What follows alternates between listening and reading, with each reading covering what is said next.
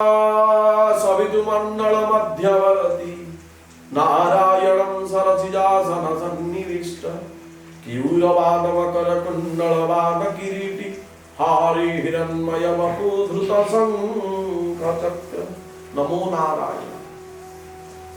नारायण लक्ष्मी नारायण कृपारु कन्या राशि व्यक्तित्व मानकर वर्षटी सुफल प्राप्ति हेउ एवं सुंदर भाव अतिवाहित हेउ यह ही कामना पूर्वक आरंभ करने कथा वस्तु 2025 किपरि रहिछि कन्या राशि व्यक्ति विशेष मानक पाई।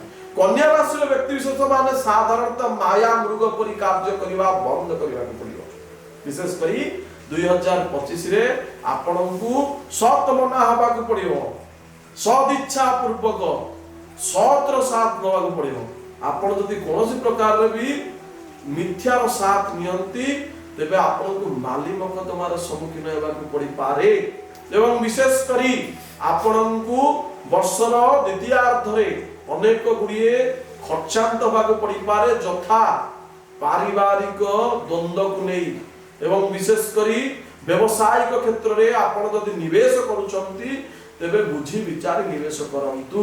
जदि आपणकर जो क्षेत्र रे आपण निवेश करूछंती जदि आपणकर सेतिकी नॉलेज नाही, जदि आपणकर सेतिकी ज्ञान नाही, जदि कौशल जणा नाही तेबे अन्याय से आपण नियोग करंतु नाही, पैसा गुड़िक बुड़ी जीव।